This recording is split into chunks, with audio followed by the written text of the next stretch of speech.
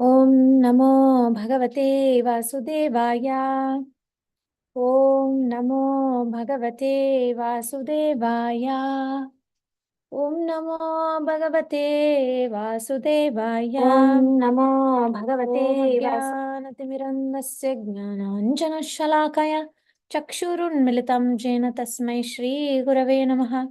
Mukhakaroti Vachalam Pangoram Gayate Grim Yatkripatamaham Vande Shri Guru Dinatarinam Paramananda Madhavam Shri Chaitanya Ishwaram Nama Om Vishnu Padaya Krishna Prashtaya Bhutale Srimate Jayapataka Swami Niti Namine Nama Acharya Padaya Nitai Kripa Pradayine Gaurakata Damadaya Nagara Grama Tarine Nama Om Vishnu Padaya Krishna Prashtaya Bhutale Srimate Bhaktivedanta Swami Niti Namine Namaste Saraswati Deve Gauravani Pracharine Nirvishesha Shunyavadi Paschatya Deshatarine Shri Krishna Chaitanya Prabhu Nityananda Shri Advaita Gadadhara Shri Vasadi Gaura Bhakta Vrinda Hare Krishna Krishna Krishna Hare Hare Hare Rama Rama Rama Hare Hare Hare Krishna. Good morning, Ashka. Good evening, Sarva Shakti and Komal.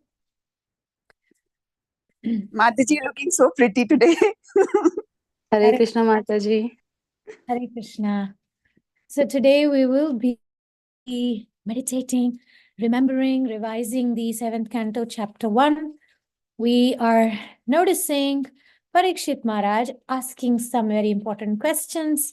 As we discussed yesterday, the Diti's lamentation led to Parikshit Maharaj asking certain questions about, is the Lord partial? So we'll begin with this verse, the first verse that Parikshit Maharaj asks in the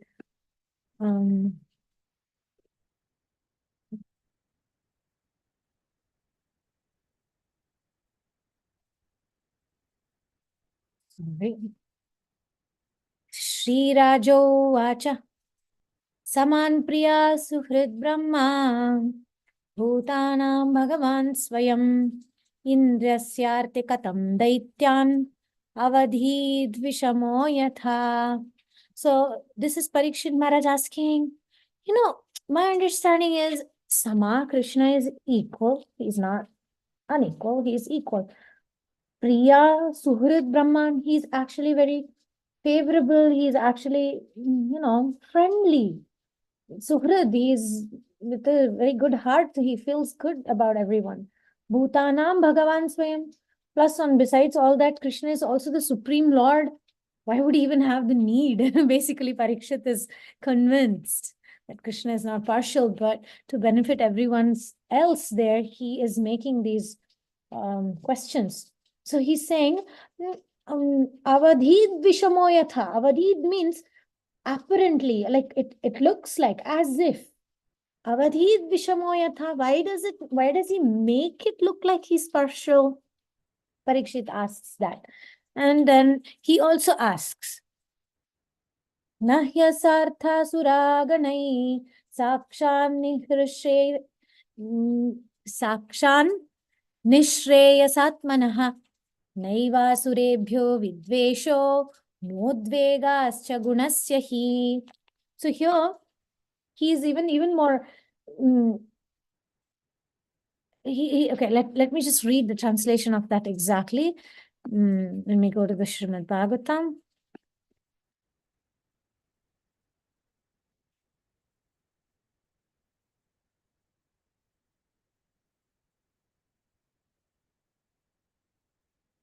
Can you see my screen? Oh, probably not. Let me again share the screen. Because these questions are very important. What Parikshit is asking is very important. Whenever we give classes, people will ask questions and we need to be able to go back and refer to what exactly. So you see, he's asking, Vishnu, he's a reservoir of all pleasure himself. So that means Nishreyasa, of the highest bliss, means he doesn't need from anywhere else to feel that. Therefore, what benefit would he derive from siding with the demigods? And what interest would he fulfill in this way? Since the Lord is transcendental, Why should he fear the asuras, and how could he be envious of them? So again, like Parikshit Maharaj's questions are also to convince the people who may have any doubts, such as me, to clear out doubts of people like me. Parikshit Maharaj asks this. No, God. So please clarify these doubts. Then the third verse, in the third verse, then very clearly stated why the Lord can't be partial. First of all, because he doesn't have a material body. Okay, Krishna doesn't have material body. Nishreyasatmanaha means his body is spiritual. He's totally blissful. He doesn't need anything else to complete him. Nishreyasatmanaha. And therefore, he has nothing to gain, nothing to gain, nothing to lose. As we often say, kya jayega, what will we lose if we try? So similarly, Krishna is so full of bliss that he has artha, like he has no gain, nothing to gain from it. And also why the Lord can't be partial is because he has no material qualities. He's a personality of Godhead, but he is without material qualities. So he cannot have fear, because we fear, because we have the conditioning of material modes, material qualities. We envy because there is material qualities. But if there's nothing to envy and there's nothing to fear, then how should the Lord even be scared of the demons? There's no such concept. Then Shukadeva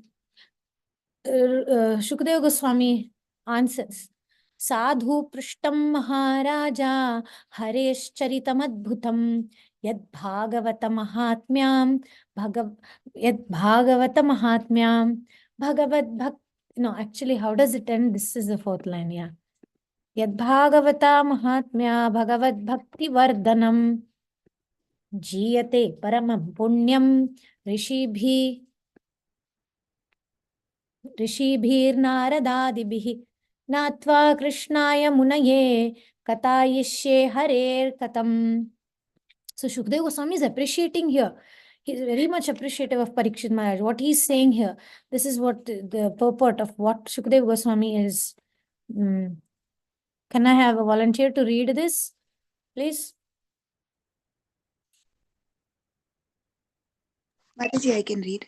Yeah, this is the same verse we read, but this is the breakdown of it. Please, Mataji Komal, go ahead. Question about Bhagwan, Bhagwata and Bhakti. Sadhu Prishtam Maharaja.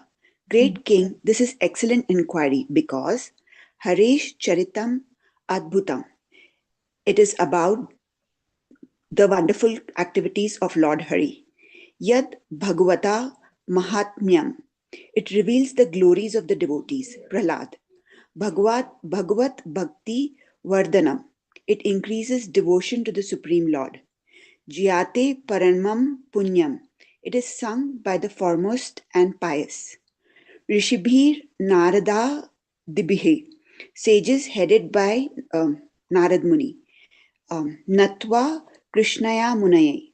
Offering obeisances to sage Krishna Dvaipayana Vyasa. Katha Yishye Hare Katham. I should narrate the topics of Lord Hari.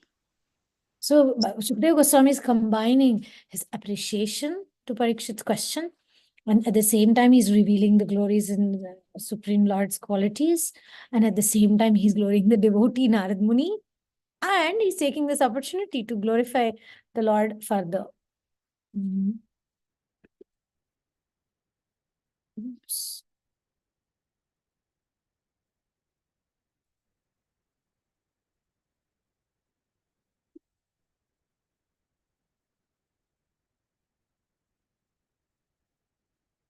So that was verse 4 and 5, where Parikshit Maharaj, Shukadeva Goswami is starting to respond. And then he addresses these following points.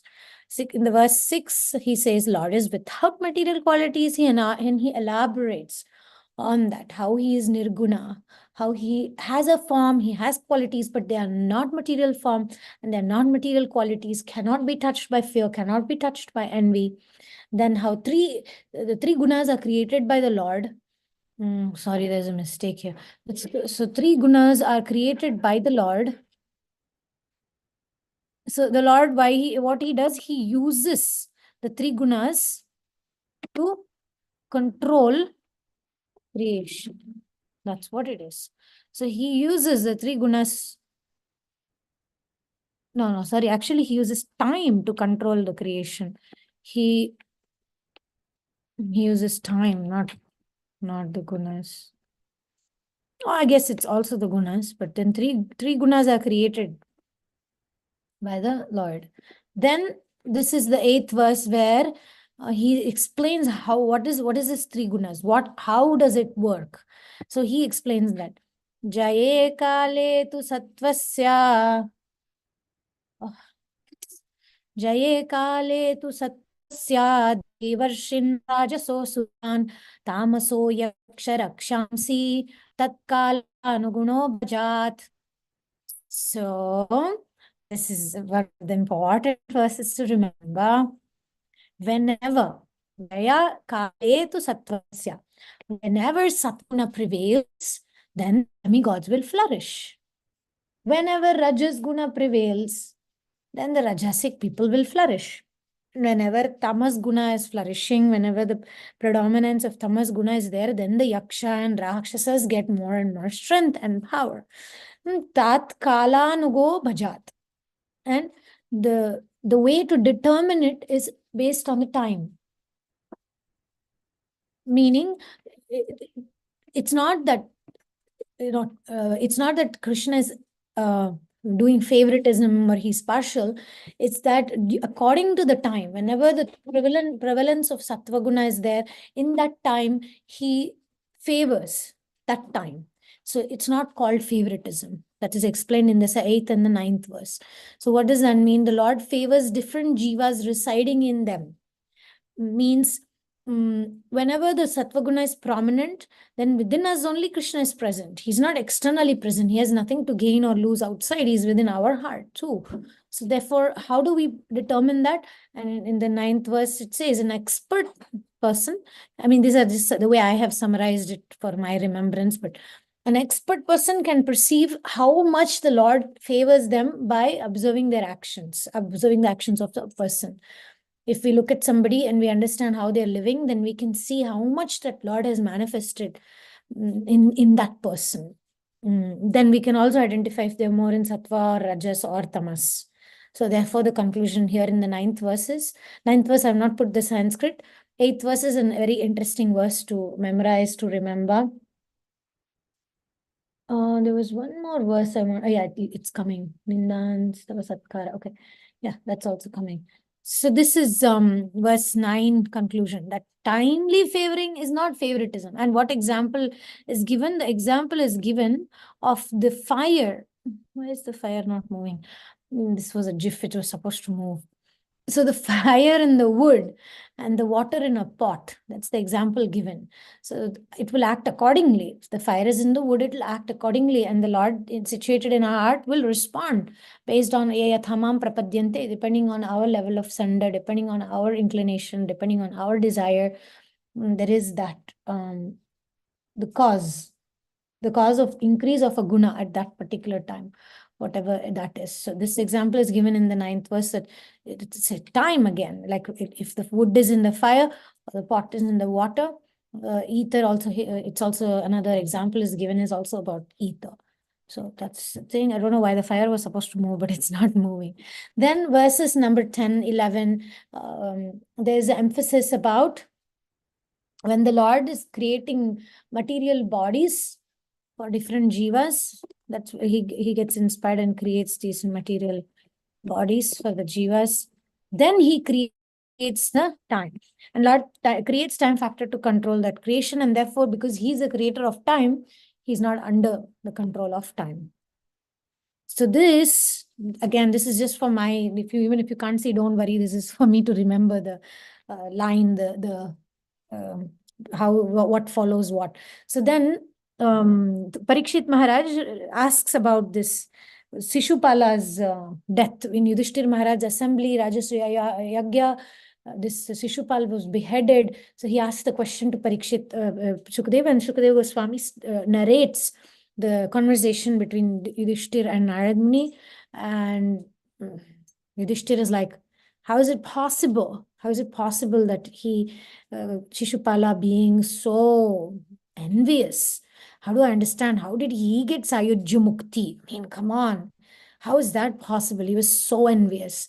Basically, verse 16. This is just to remember which verse, which comes, what's the exact chronology.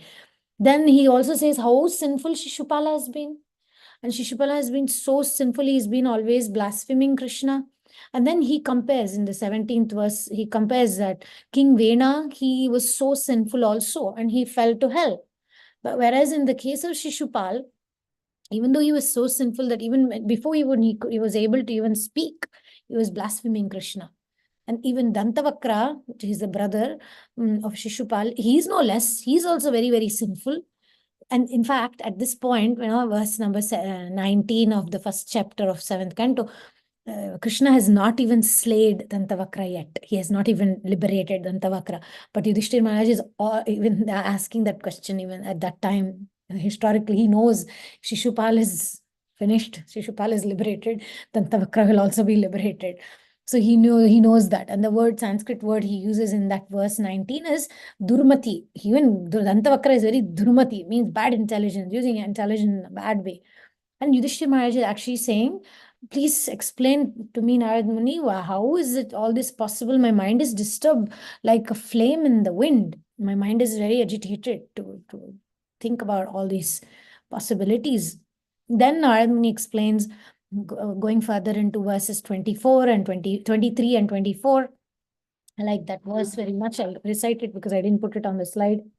Nindanaastava satkara nyakarartam kalevaram pradhana parayo rajan avivekena kalpitam. So this he explains very nicely that any human, generally we are conditioned by Nindan, we don't like to be criticized. Stava, we like to be glorified.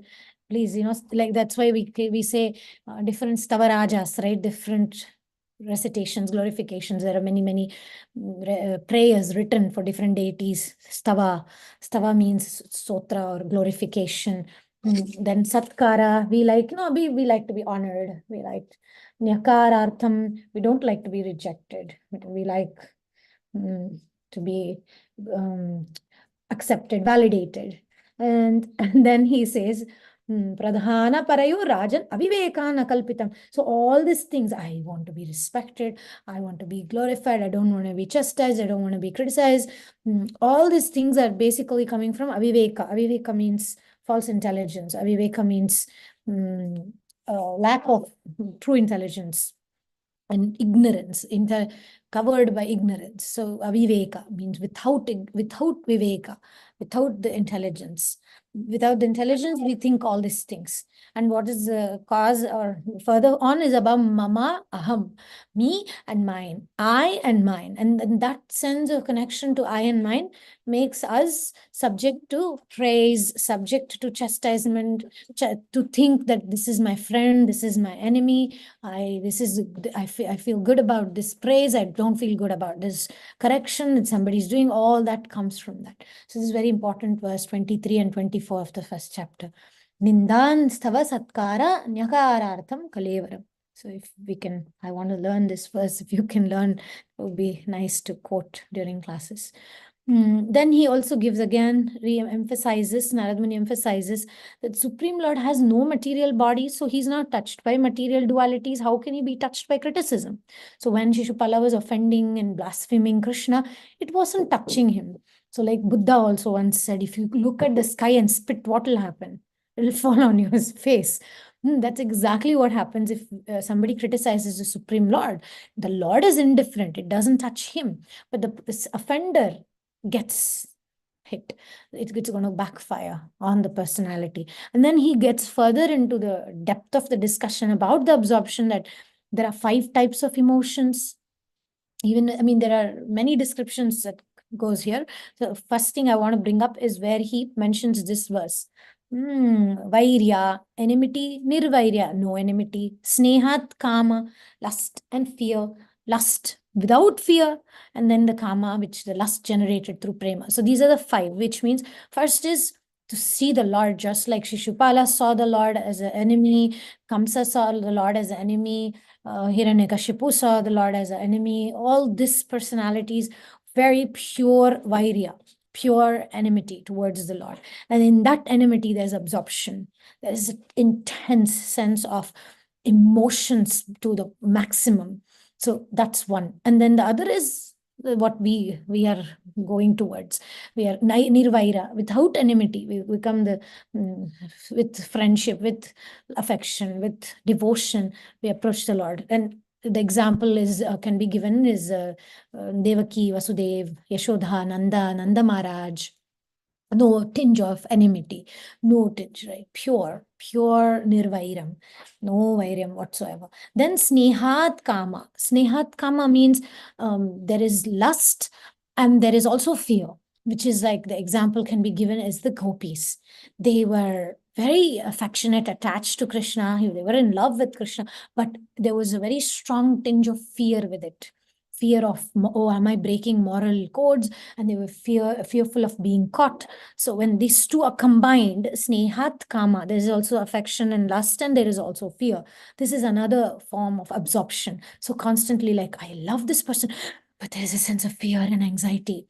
So that's why we say fear can also be spiritual fear. What if I get caught by my parents doing Krishna consciousness or like that? Some people have unsupportive parents at home. So you can kind of like this, you're in love with Krishna, but you don't want your parents to know. So that's like, you can be absorbed more intensely than when we take it for granted. Arey, kabhi bhi, whenever I want, I can go to temple. I can do anything, anytime. I have some friends in some Muslim countries. They have these closets, and then they have a little photo inside their closet behind their clothes in hiding of Krishna. And for them, just to see that every day, it's like a huge solace. It's this huge sense of shelter. Whereas we can go even to the temple 10 times a day, but we may not go even once in 10 days.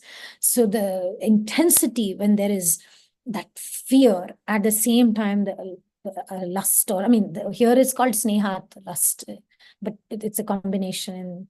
And depending on when that lust is combined with fear, it becomes snehat kama.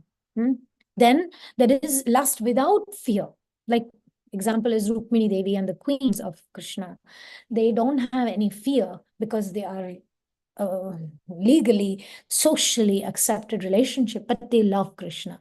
So this is the snehat without the fear, the lust without fear. Then there is kama, which is the lust generated by prema, which becomes the sneha, which means there is so much love that the lust is coming because of the love, because there's so much affection. Then, because it's sneha means affection, pure love, then that combined, and that no, the prema leads to that feeling of lusty desires for Krishna, like that. So that's also absorption. To think, that's why often some people say, just take Krishna as your husband, why waste your time with these bag of bones around who cannot fulfill any of your needs, and they're just losers. That's what Rukmini said, actually. Rukmini Devi in the 10th canto of Srimad Bhagavatam, she says that bag of bones and urine and stool and blood and mustache. I don't want that kind of a person. I want you, Krishna. So that was Rukmini Devi's mood, and that's reflected here. Here also 5 types. Okay, then the other side is, because we're bringing up about criticism, Narad Muni actually, so with so much humility, he actually says, oh my God, the enmity, it leads to more absorption. He's saying it out of humility, obviously, but he's thinking, wow, how much intensity will be there even in that enmity. So then criticism leading to absorption. So that's possible. Like in the case of, I think I have the next slide to show that it's coming. It's possible that if somebody is criticizing the Lord, and it can lead to more absorption, or it can lead one to go to hell. So in the case of Vena, he went to hell. He was offending the Brahmanas and he went to hell. Whereas in case of Shishupala, the intensity was becoming so much absorption in Krishna. He completely got freed of all his sins, and all material desires vanished. He became so purified that a stage came where Shishupal was immediately eligible to even do Sayujya Mukti. He just merged into the body of Krishna. So it's possible, but it's very risky. So even though the Lord is not affected, even though there is high chances of us becoming purified, it is still not recommended to develop enmity towards the Lord. That's why it is not recommended to become angry with Krishna, because it can become unfavorable, and then we may stop going to the temple. Just today, I was talking to a friend back in India that she was saying how she actually feels very angry toward the Lord. She's not yet a devotee. So if I'm sorry, excuse me. So if we become angry with the Lord, like she was saying, every Saturday I used to go to the temple, but now I'm angry with Krishna because he's not helping me. I feel like he's not there. So that's why she stopped going to the temple. So yeah, anger is not favorable, really. Then this is the example the analogy is grass worm turns into a bee with meditation. So a grass worm will keep looking at the bee, looking at the bee, looking at the bee, and gets so absorbed, so powerful that meditation becomes it turns into a bee. My astrology teacher was telling me there is like some mystic powers you can gain by drishti siddhi. So people practice watching a black dot for certain number of minutes without blinking. And then you keep watching, and after 3 months, that dot actually becomes something starts happening inside the dot. Then after another 2-3 months of watching every day, like you're supposed to watch it first few minutes without blinking, then eyes will water and everything. Then by 3 months, you're able to watch it for 10 minutes. And then after that 10 minutes, something starts moving inside. And then after another few months, the outside of it starts moving. So like that, you can actually make drishti siddhi. So the point being, by focusing, you get certain shakti, some certain power. So that's why meditation is very important. What we look at is very important. If we keep scrolling Instagram, even at night, our fingers will be going like that. So the two types of criticism of the law, favorable and unfavorable. Favorable is transformation of prema, like the gopis, completely aslishyava padratam pinastu mamadarsanam. Whatever you want, Krishna, do with me. I'm completely at your service. You squeeze me, you embrace me, you leave me, whatever it is. I'm your servant. So the transformation of that love. Then unfavorable is it rises from absorption in the Lord, like Shishupala. And the bad karma is destroyed by that kind of absorption. Possibility is there, but it's risky. Then the other unfavorable, it doesn't rise from absorption, it just leads one to hell. Okay, then let's see if I have more. Yeah, there is more. I think we're running out of time. Maybe I have a few more slides. I don't know if I have 1, 2, 3, 4, 5 slides. And we don't have even 5 minutes. What should we do?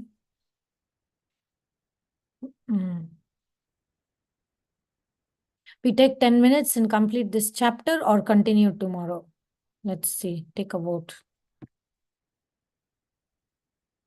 Mataji, take time and complete within 10 minutes. Okay, we'll take 10 minutes. Thank you very much, Ashka. She's the boss.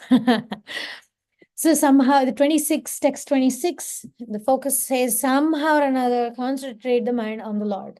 Tasmad vairanu bandena. Even by enmity. It's okay, even if we are vaira, even if there's enmity. Nirvaira bhayena va, even with devotion or by fear. Bhaya is the aspect of fear, and fear can be, like I said, there is favorable fear and there is unfavorable fear. Favorable fear leads us towards Krishna, and unfavorable fear will keep us away from Krishna. Then snehat kamena yayunjat, whether by affection or by just lust, somehow or another, we should focus on the Lord. Katachin nekshate pratak. And to remember that he is not affected, it is for our own benefit. And I like this thing about Snehat Kama. One of my mentors Savitri Mataji, she often says, don't be angry with Krishna, he's your friend. And she'll always fight. If anybody says something not so nice about Krishna, she'll fight and she'll just say, no, Krishna is my friend. You cannot talk like that about him. That is so sweet. So we develop deep friendship with the Lord. And I just want to also quote, I have my friend here, Parijata, Hari Krishna. She's also been very instrumental in teaching me how to be in this world without this tinge of, because we can't love in this world, we cannot love. I may look for substitutes.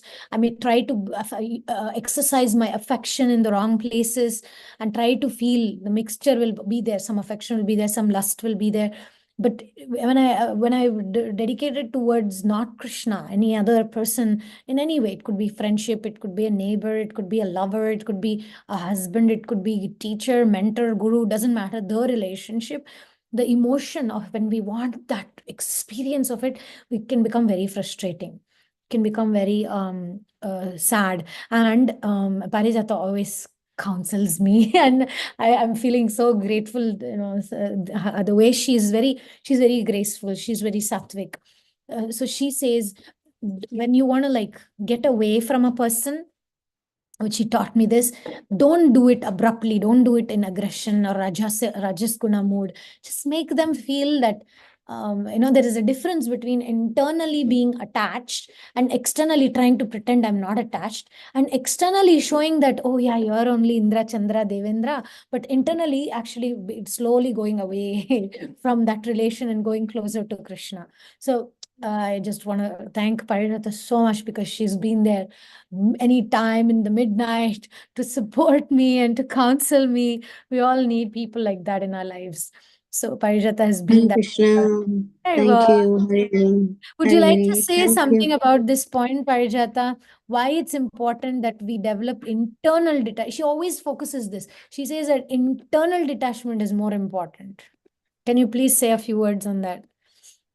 I just feel because the person that we are closest to is actually Krishna, who resides always with us as Paramatma in the heart, and who is the witness of everything that is happening. And a lot of times we may not be able to align, connect from the mind and heart with the externals. Or what we reflect externally may not actually be the truth, because we need validations, and we have insecurities and all of that. But what is going to help us in our final journey at the end is that connection that we've had with Krishna inside the heart. And that is why we need to establish that authenticity, that honesty with Krishna in the heart. And when we feel that we need to do that, we owe this to ourselves, we owe this to Krishna. Then I just feel that it's much easier to externalize it eventually. Wow. So there, yeah. That's beautiful. Haribol. Thank you so much. Komal, Thank you. thank you. Thank you for joining us today. Komal Mataji, you have a comment? You have a question? No, I don't have a comment. I have a question, Mataji. So you said there's favorable fear and unfavorable fear, Mataji. Maybe I missed it. Can you please elaborate a little bit on that? Oh, so favorable fear means, what if I forget the Lord? What if I offend the devotees? What if I what if I lose the taste to chant the holy name? If I miss out on Srimad Bhagavatam, there's a fear of losing out on the good things. And then that's favorable. But then there is an unfavorable fear, negatively empowering our thoughts, wanting negative things to happen, or fear based on self-will, not based on coming close to Krishna. It's more like going away from Krishna. So whatever brings us close to Krishna, those fears are good. If I'm thinking, oh, I don't want to lose, what if I didn't chant properly? So let me chant a little more. So we're coming closer to Krishna. But when I'm thinking in an unfavorable fear is like, Krishna doesn't love me. Oh, I forgot to do this and therefore he will hate me. So it's very thin line between fear of losing Krishna consciousness, or fear of falling down, fear of offending. And then the other side of it is to fear that Krishna hates me, or Krishna is not thinking of me, or Krishna is not favoring me. That fear is pushing us away from the Lord, and then the purification is going to get delayed. So that's the difference. Thank you so much, Mataji. Yeah. Okay. Next is verse 30. Liberation by thinking of Krishna in any way. Kamad, dveshad, bhayad, snehad, whether by lust or by hatred or by fear or by affection. What complete pendulum. It's complete different spectrum of emotions, but doesn't matter. Yatha bhakyeshware mana, or devotion, thinking of the Krishna in our mind, like I said about my friend in the Middle East, in the Muslim countries, somehow becoming devoted. Avesha tad agham hitvam, with absorption and thus giving up sin and hatred. That's the goal, to give up, somehow become absorbed and give up sin and hatred. Then verse 31, Gopya kamad bhayat kamso. So the gopis by conjugal desires for Krishna, and Kamsa by fear that Krishna will kill him. Either way, right? The absorption was there.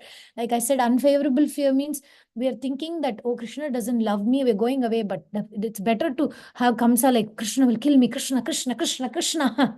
Instead, some people go away from Krishna. So this is better. That's what is the idea. Because when we are indifferent, like Parijata taught me, it's better to be indifferent in material relationships, but to become very caring and careful in our relation with Krishna. Vesa Chaidya Nripa. Shishupala and other kings by envy of Krishna, they were very envious of Krishna. Of course, it's not recommended, but Narad Muni very clearly explains that they are not ordinary. They were, last verse, it's coming. I'll show you what he says. Then Sambandhat Vrishnaya Snehad Yuyam. The Yadus and you, the Pandavas, by affectionate family relations with Krishna. But through that, and then Bhaktya Vayam Vibho. And we, the general devotees like Narada, he says, by bhakti, by devotional service. Then 32 is, so somehow concentrate the mind on Krishna. Katamo pina vena syat panchananam purusham prati. The ascetic king Vena didn't think of Krishna in any of the above 5 ways, and thus he didn't get salvation. Tasmat kenapyupena. Therefore, somehow or the other, manah Krishne niveshayat. One should focus the mind on Krishna somehow. So this is the verse that the chapter ends with. The first chapter ends with Narad Muni saying, Vairanu tivrena dhyanenachyuta satmatam nitau punarhare parshvam jagmatur vishnuparshadho. So this is the last verse that ends this chapter. It's the same thing, somehow or another, whether by enmity or by friendship, but intensity, whether by meditation or with friendship or with affection, somehow or other, Krishna, think of Krishna. Okay, so that's the verses today. Any other last comments or question?